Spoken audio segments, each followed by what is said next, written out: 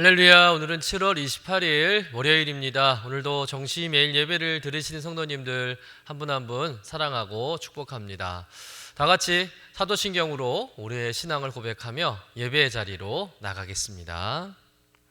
전능하사 천지를 만드신 하나님 아버지를 내가 믿사오며 그 외아들 우리 주 예수 그리스도를 믿사오니 이는 성령으로 잉태하사 동정녀 마리아에게 나시고 본디오 빌라도에게 고난을 받으사 십자가에 못 박혀 죽으시고 장사한 지 사흘 만에 죽은 자 가운데서 다시 살아나시며 하늘에 오르사 전능하신 하나님 우편에 앉아 계시다가 저리로서 산자와 죽은 자를 심판하러 오시리라. 성령을 믿사오며 거룩한 공회와 성도가 서로 교통하는 곳과 죄를 사하여 주시는 곳과 몸이 다시 사는 곳과 영원히 사는 것을 믿사옵나이다. 아멘. 다 같이 찬송가 314장 우리 함께 찬송하겠습니다.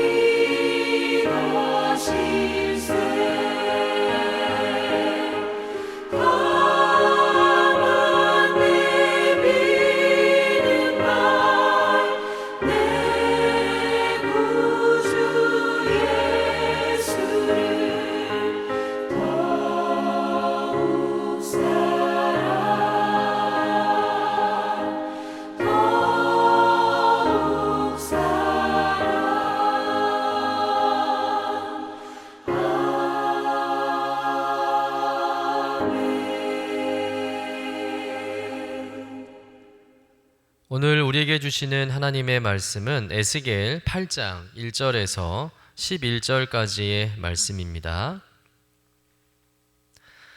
여섯째 해 여섯째 달 초다스에 나는 집에 앉았고 유다의 장로들은 내 앞에 앉아 있는데 주 여호와의 권능이 거기에서 내게 내리기로 내가 보니 불 같은 형상이 있더라. 그 허리 아래의 모양은 불 같고 허리 위에는 광채가 나서 단쇠 같은데 그가 손 같은 것을 펴서 내 머리털 한 모순을 잡으며 주의 영이 나를 들어 천지 사이로 올리시고 하나님의 환상 가운데 나를 이끌어 예루살렘으로 가서 안뜰로 들어가는 북향한 문에 이르시니 거기에는 질투의 우상 곧 질투를 일어나게 하는 우상의 자리가 있는 곳이라. 이스라엘 하나님의 영광이 거기에 있는데 내가 들에서 본 모습과 같더라. 그가 내게 이르시되 인자야 이제 너는 눈을 들어 북쪽을 바라보라 하시기로 내가 눈을 들어 북쪽을 바라보니 제단문 어기 북쪽에 그 질투의 우상이 있더라. 그가 또 내게 이르시되 인자야 이스라엘 족속이 행하는 일을 보느냐 그들이 여기에서 크게 가증한 일을 행하여 나로 내 성소를 멀리 떠나게 하느니라. 너는 다시 다른 큰 가증한 일을 보리라 하시더라. 그가 나를 이끌고 뜰문에 이르시기로 내가 본즉 담에 구멍이 있더라. 그가 내게 이르시되 인자야 너는 이 담을 헐라 하시기로 그가 그 담을 허니 한 문이 있더라. 또 내게 이르시되 들어가서 그들이 거기에서 행하는 가증하고 악한 일을 보라 하시기로 내가 들어가 보니 각양 곤충과 가증한 짐승과 이스라엘 족속의 모든 우상을 그 사방 벽에 그렸고 이스라엘 족속의 장로 중 70명이 그 앞에 섰으며 사반의 아들 야하샤나도 그 가운데 섰고 각기 손에 향로를 들었는데 향연이 구름같이 오르더라. 이는 하나님의 말씀입니다. 아멘. 에스겔서를 보면 결정적인 국면마다 하나님이 에스겔에게 환상을 보여주십니다. 그런데 에스겔에게 보여주신 그 환상은 단순한 신비 체험이나 현실성이 떨어진 허무맹랑한 현상이 아니라 하나님의 임재와 주권을 계시하고 앞으로 되어질 실제적인 일을 보게 하는 환상이었다는 것이죠. 즉 하나님께서 에스겔에게 환상을 보여주신 것은 단지 마음을 위로하거나 상징적으로 위험을 드러내기 위한 것이 아니라 하나님께서 지금도 역사하고 계시며 앞으로 이루어질 심판과 회복의 계획이 구체적으로 실현될 것을 확증하는 도구였다는 거예요. 따라서 에스겔의 환상은 현실과 단절된 종교적 환상이 아니라 하나님의 뜻이 이 땅의 역사 가운데 어떻게 성취되어 가는지를 보여주는 영적인 비전이자 실제적인 계시였다는 거죠. 오늘 본문의 말씀 역시 하나님께서 에스겔에 보여주신 환상 가운데 두 번째 환상인데요. 그런 의미를 가지고 있습니다. 우리 본문 1절의 말씀을 같이 읽어보도록 하겠습니다. 여섯째 해 여섯째 달 초다스에 나는 집에 앉았고 유다의 장로들은 내 앞에 앉아 있는데 주 여호와의 권능이 거기에서 내게 내리기로. 이 말씀에서 여섯째 해라는 것은 남유다 19번째 왕인 여호야긴 왕이 포로가 되어서 바벨론에 끌려간 지 6년이 되었다는 말인데요. 이로부터 6년이 지난 BC 597년경에 예루살렘이 본격적으로 멸망하게 됩니다. 그러니까 하나님께서 에스겔에게 주신 환상과 말씀은 남유다 예루살렘이 멸망하기 6년 전에 주신 것으로 우리가 이해할 수 있는 것이죠. 이 시점은 겉으로는 아직 예루살렘이 버티고 있는 것처럼 보이지만 실상은 하나님의 심판이 점점 가까워지고 예루살렘의 멸망이 임박했다는 것입니다. 하나님께서는 이 절박한 때에 에스겔을 예루살렘으로 데려가서 환상을 보여주시면서 예루살렘 성전 안에서 벌어지고 있는 실태를 보게 하신 것이죠. 왜 유다가 멸망할 수밖에 없었는지를 분명히 알려주고 계신 겁니다. 그런데 본문의 말씀을 보면 하나님께서 에스겔을 예루살렘으로 데려가시는 모습이 매우 인상적이고 격정적이라는 거죠. 좀 전까지만 해도 에스겔은 바벨론 그발 강가에 있었는데 그곳에서 첫 번째 환상을 보았는데 지금은 에스겔이 마치 공간 이동을 하는 것처럼 예루살렘에서 두 번째 환상을 보게 되었다는 거예요. 그런데 하나님께서 에스겔을 어떻게 예루살렘으로 이동시키셨습니까? 3절 말씀을 볼까요? 그가 손 같은 것을 펴서 내 머리털 한 모순을 잡으며 주의 영이 나를 들어 천지 사이로 올리시고. 하나님께서 에스겔을 선지자 대접을 해주면서 곱고 편하게 예루살렘으로 이동시킨 것이 아니라 마치 그 에스겔의 머리끄덩이를 확 잡아채가지고 억지로 예루살렘으로 끌고 가셨다는 거예요. 혹시 여러분 남에게 머리끄덩이를 잡혀서 끌려 가보신 적이 있으십니까? 굉장히 수치스럽고 고통스럽잖아요. 이 모습은 지금 하나님께서 엄청 화가 나셨다는 증거예요. 그런데 하나님께서 에스겔의 머리채를 잡아 끌고 가신 이 모습은 에스겔이 미워서 그런 것이 아니라 하나님의 마음이 지금 타락한 예루살렘으로 인해서 진노로 불타고 있다는 거죠. 에스겔 선지자로 하여금 하나님의 그 애타는 마음을 알고 하루라도 빨리 지체하지 말고 하나님의 심판의 메시지를 전해달라는 의미가 담겨져 있다는 거죠.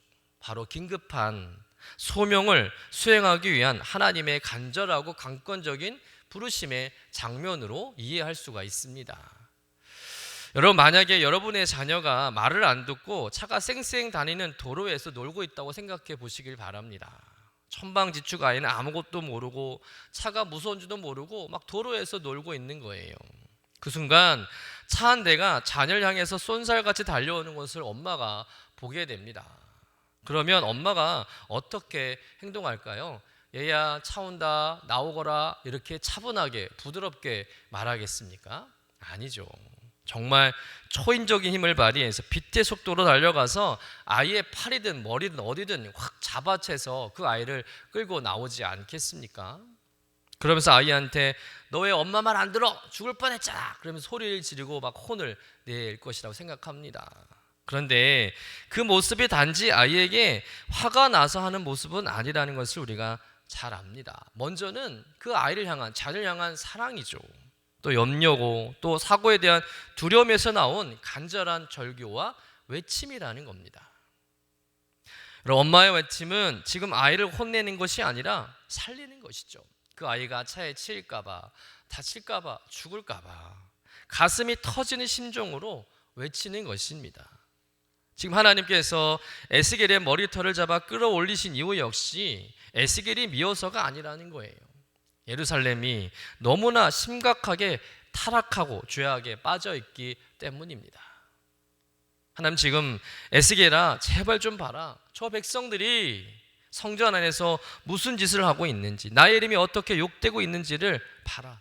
더 이상 참을 수가 없다. 가서 외쳐라. 하루라도 빨리 지체하지 말고 전해라. 이렇게 하나님이 절규하고 계시다는 거죠. 여러분, 하나님은 오늘 우리에게 절박한 심정으로 외치라고 말씀하심을 깨달으시길 간절히 축원합니다. 얘야, 지체하지 말아라. 나의 마음을 깨달았다면 이제는 나가서 외쳐라. 가정에서, 직장에서, 세상에서 나의 진노와 나의 사랑을 외쳐라 라고 말씀하신다는 거예요. 여러분, 믿지 않는 가족들, 신앙에서 멀어진 가족들, 아직도 하나님 믿지 않는 이웃과 친지들, 그들이 하나님께 돌아올 시간이 넉넉한 것이 아닙니다. 우리가 살아가면서 언제 어떻게 무슨 일을 당할지 아무도 모르는 것이지 않습니까? 당장 오늘이 마지막일 수도 있는 거예요. 여러분, 때로 하나님의 부르심은 거칠고 불편하게 다가올 수도 있습니다. 왜냐하면 그만큼 절박하고 급하고 간절하기 때문이죠. 여러분, 시간이 많지 않습니다. 여유가 있지 않습니다. 한시가 급하고 오늘이 아니면 늦을 수도 있는 것이죠. 오늘 말씀의 의미를 잘 깨달아 알아서 에스겔처럼 하나님의 음성을 대원하며 절박하고 간절한 심정으로 영혼을 살리는 삶을 살아가는 여러분 되시기를 주님의 이름으로 간절히 축원합니다. 그러면 환상을 통해 에스겔 선지자가 본 예루살렘의 참상은 어떤 참상일까요? 우리 본문 5절에서 6절 말씀 같이 한번 읽어보겠습니다. 그가 내게 이르시되 인자야, 이제 너는 눈을 들어 북쪽을 바라보라 하시기로 내가 눈을 들어 북쪽을 바라보니 제단문 어기 북쪽에 그 질투의 우상이 있더라. 그가 또 내게 이르시되 인자야, 이스라엘 족속이 행하는 일을 보느냐? 그들이 여기에서 크게 가증한 일을 행하여 나로 내 성소를 멀리 떠나게 하느니라. 너는 다시 다른 큰 가증한 일을 보리라 하시더라. 10절 11절 말씀 읽어보겠습니다. 내가 들어가 보니 각양 곤충과 가증한 짐승과 이스라엘 족속의 모든 우상을 그 사방 벽에 그렸고 이스라엘 족속의 장로 중 70명이 그 앞에 섰으며 사반의 아들 야샤냐도 그 가운데 섰고 각기 손에 향로를 들었는데 향연이 구름같이 오르더라. 예루살렘이 온통 우상으로 가득 차 있었다는 겁니다. 하나님의 백성들 우상을 섬기는 가증한 일을 하고 있다는 거예요. 5절에 이 질투의 우상은 가나안 족속들이 섬기는 아세라를 의미합니다. 여러분, 하나님이 제일 싫어하는 것이 우상 숭배 아니겠습니까? 우상 숭배의 문제에 대해서는 가장 예민하게 반응하시고 질투까지 하시는 분인데 하나님의 백성들이 아세라 우상을 섬기고 있는 거예요. 그래서 질투의 우상이라고 부르고 있는 것이죠. 거기다가 예루살렘 성전뜰 담벼락에는 온갖 곤충과 짐승들의 형상을 가진 우상들이 가득 그려져 있는 거예요. 이 우상들은 당시 애굽과 주변 국가들이 모시는 우상신들의 모형입니다. 그런데 이 우상들을 이스라엘 장로들 중에 70명이나 되는 사람들이 손에 향로를 들고 섬기고 있더라는 겁니다. 70명의 장로들, 바로 이스라엘의 영적인 지도자들 아니겠습니까?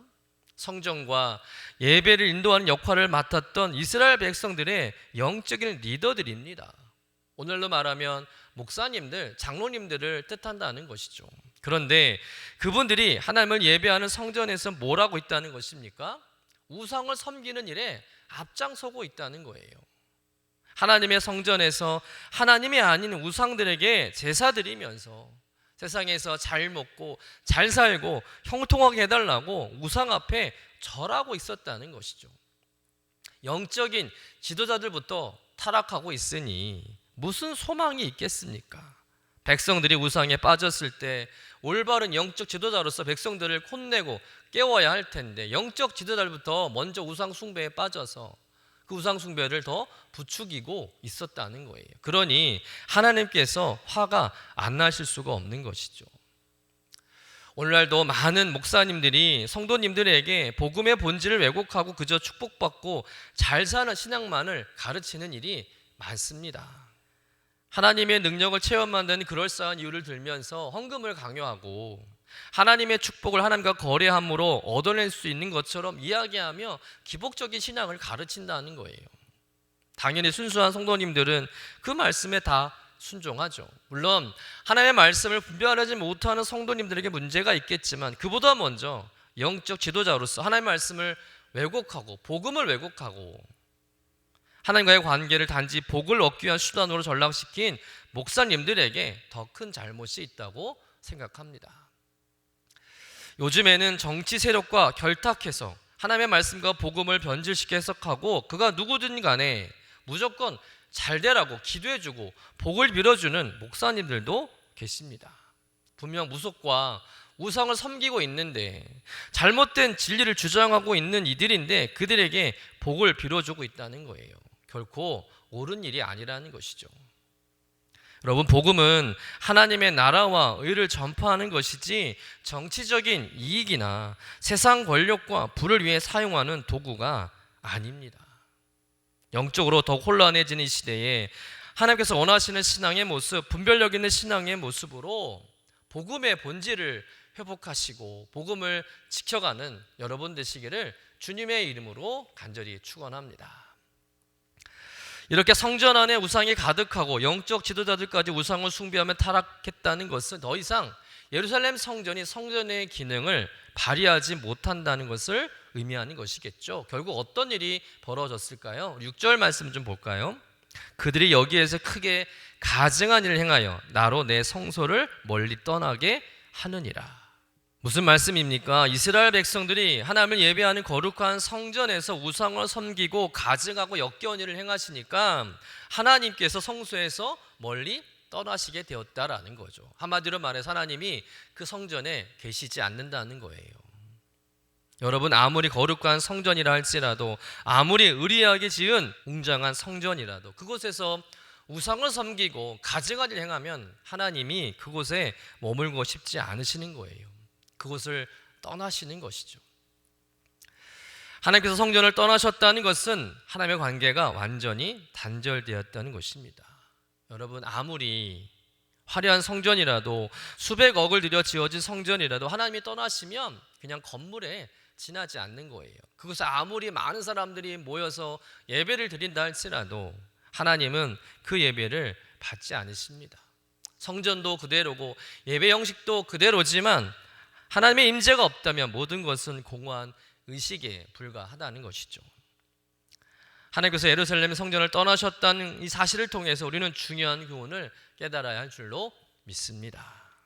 여러분, 성전만이 아니라 교회도 마찬가지고 성도도 마찬가지입니다. 아무리 교회라도 성도라도 하나님을 뒷전으로 여기고 다른 생각, 다른 것을 추구하면 하나님은 떠나시는 거예요. 혹여 내가 하나님을 떠나게 하는 행위를 하고 있는 것은 아닌지, 우리가 예배드린 성전이, 우리 가정이 하나님을 멀어지게 하는 것은 아닌지, 혹여 우리의 신앙이 하나님의 뜻에는 관심 없고 오로지 세상적인 욕망이나 우상을 추구하는 것은 아닌지를 점검해야 할 줄로 믿습니다. 오직 하나님만이 주인 되신 신앙, 하나님만 높임 받으시는 성전, 하나님의 임재와 축복이 가득한 가정과 교회를 세워가시는 저와 여러분 되시기를 주님의 이름으로 간절히 축원합니다. 기도하겠습니다. 사랑과 은혜 하나님 아버지, 오늘 우리는 예루살렘 성전에서 일어난 우상 숭배와 그로 인한 하나님의 그 떠나심을 깊이 묵상하였습니다. 하나님, 우리가 진정으로 하나님을 섬기고 세상적인 욕망이나 우상을 따르지 않도록 도와주시옵소서. 우리의 교회와 가정 그리고 우리의 삶이 하나님을 떠나게 만든 일이 없도록 우리 영적으로 더 깨어있게 하시고 오직 하나님만을 중심에 두고 하나님의 영광을 드러내는 삶을 살아가도록 인도하여 주시옵소서. 우리가 하나님의 뜻을 따르지 않으면 하나님께서 우리와의 관계를 단절시킬 수 있음을 깨닫게 하시고 항상 하나님과의 관계를 깊이 유지할 수 있는 겸손함을 더하여 주옵소서. 하나님, 우리의 교회와 가정에 하나님의 임재와 축복이 넘치게 하시고 모든 일이 하나님의 영광을 위해 이루어지게 하여 주옵소서. 감사드리며 거룩하신 예수님의 이름으로 기도드립니다. 아멘. 하늘에 계신 우리 아버지여, 이름이 거룩히 여김을 받으시오며 나라가 임하시오며 뜻이 하늘에서 이루어진 것 같이 땅에서도 이루어지이다.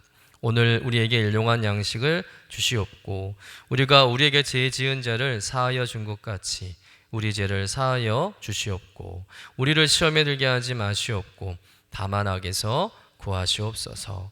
나라와 권세와 영광이 아버지께 영원히 있사옵나이다. 아멘.